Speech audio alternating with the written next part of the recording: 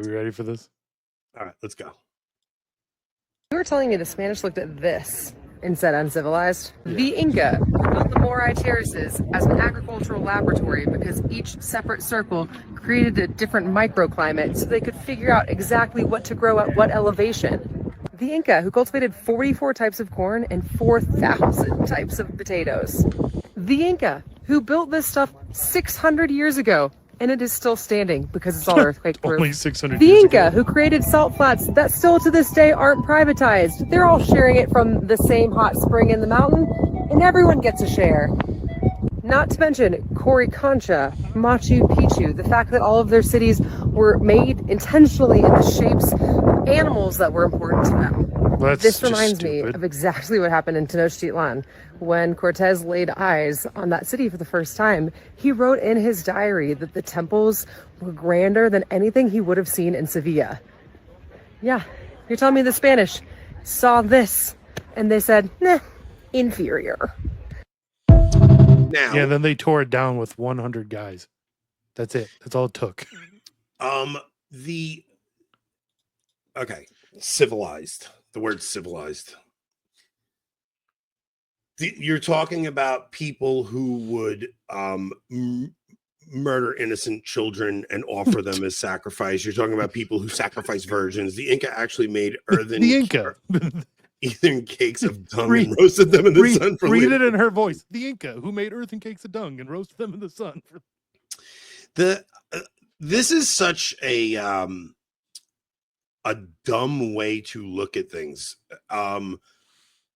There were always grand civilizations, if you want to use that word, but like civilized, the way you would think is. Plus, just, I mean, oh yeah, they made these buildings 600 years ago. Yeah, but the Europeans sailed halfway around the world from their own buildings that they had made 1,400 years before that. She's to bringing go about and destroy these civilizations with 100 guys. Like, it doesn't compare. Oxford is older than this place. Like yes. that's what you have to understand. So she's bringing about this happening 600 years ago. We had universities and we had hospitals and oh yeah, they had 4,000 types of potatoes. They still starved to death all the time. And these temples that they built was with slave labor that they can. It's just the idea that what we brought to them was salvation, because they could then actually be freed up to learn and live in a way that is like we live. I don't even want to say now, like, because what was happening during the Middle Ages, it was just this boom of seeing women have dignity, and that there's just so much to go along with it, and you're just not sacrificing human beings. The Romans, the civilization that God deigned to come into the world into, right, had aqueducts that carried water hundreds of miles through mountains. Like, they dug through mountains to carry this water at the exact same angle over the hundreds and hundreds of miles so that it would create running fountains in the city of Rome.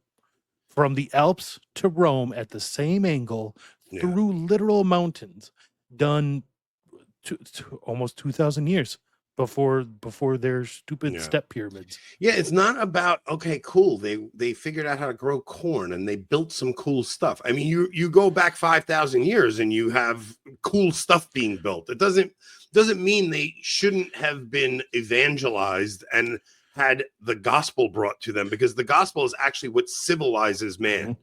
So she could call it civilization, or she could say they're civilized, but no, they actually weren't. They were hacking each other to death, and they were roaming bands of, I mean, go watch Apocalypto. That's what these people were dealing with. Yeah. Yeah, they had cool gardens, guys. It's like, what's the point of having 4,000 types of potatoes if you don't know how to make French fries? And who made French fries? I'll give you a hint. It wasn't the Incas. All right, so go down to Matt Walsh's tweet, because that's part 2 to this. And so she caught a bunch of flack for her post. So I think she tries to respond, and then we can actually read what Matt Walsh said, because he did a better job than I will.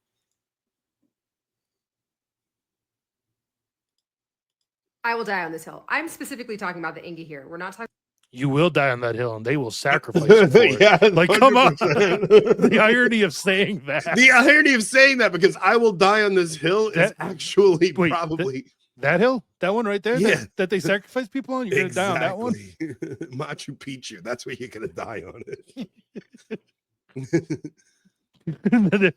They'll give your body to the 4,000 types of potatoes. Yeah, you won't be the only one who died there. Many people died on that hill, honey. Don't worry. Yeah. 40,000 in one day. Who knew?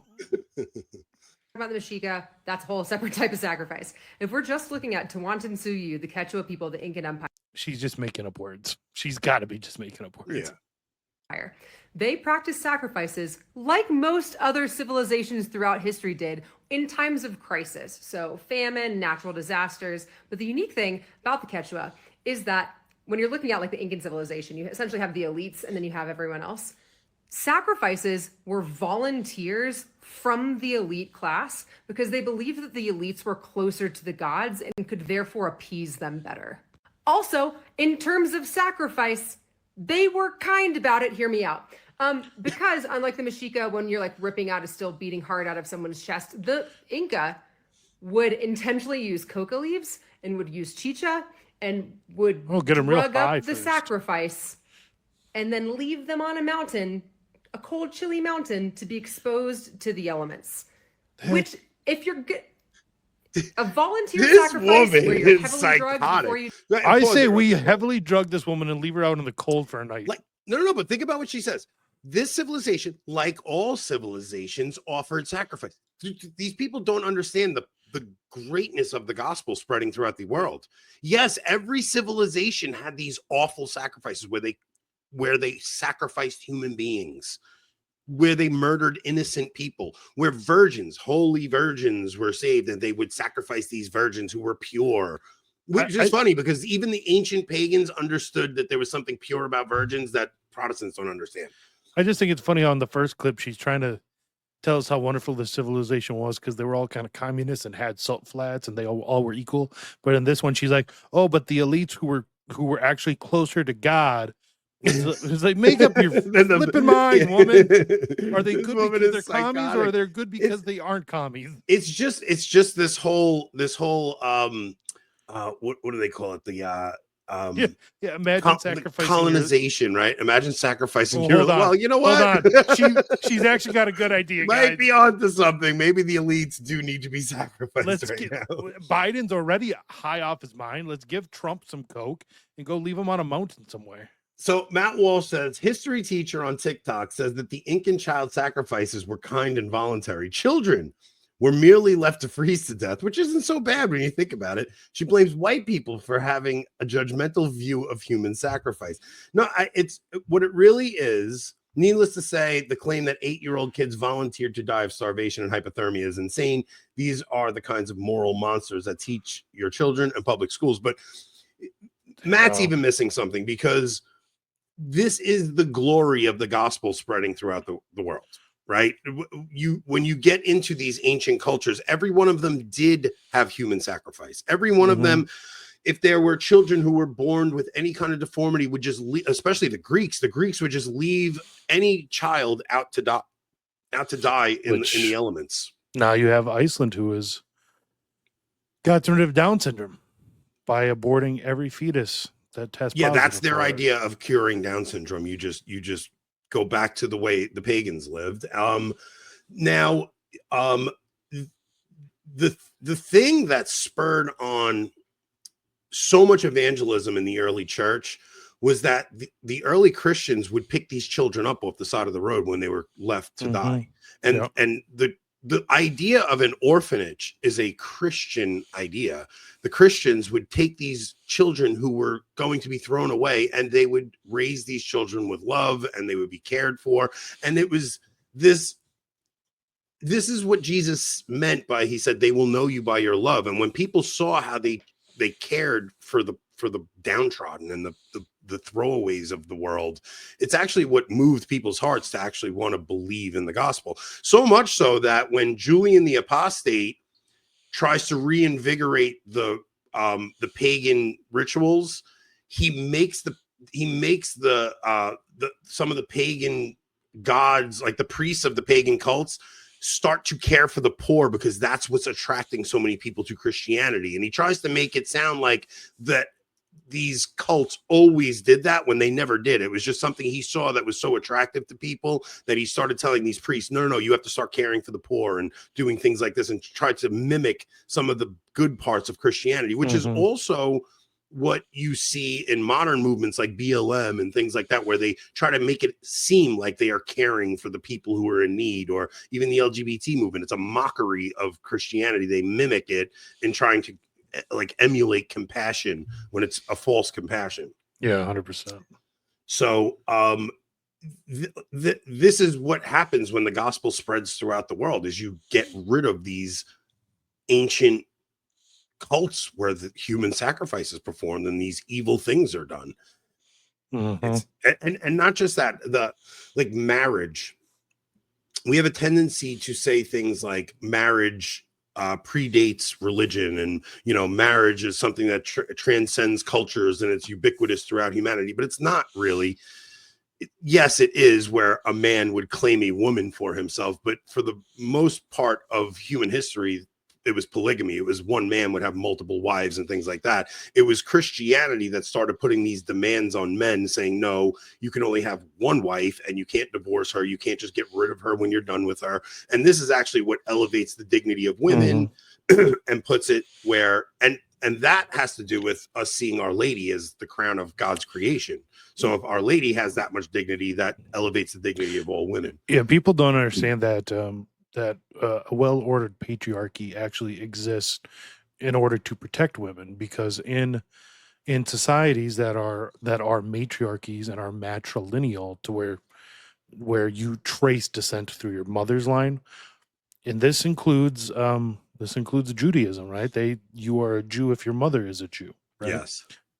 The reason those societies trace descent through their mother's line is because more or less rape was so common that you never knew who your father was. You only knew who your mother was. So you could only trace your descent through your mother. So we see a lot of Native American tribes that are matrilineal, and they're celebrated as being these great, enlightened matriarchies. No. The men were raping all the women they wanted, and you only knew who your mother was. You never knew who your father was. Yeah. And that's what a patriarchy is for. To protect the women, to protect society, protect children, all under strong men. You're starting to see that as patriarchy disappears, how women are no longer respected and they are being degraded, and they're doing things that you would have found horrific 50, 60 years ago, but now this is like totally normal. And it's often at the hands of other women too. Yeah. Right. Which we just saw that with the whole Sarah Stock Pearl thing. Yeah. Yeah. It's pretty interesting.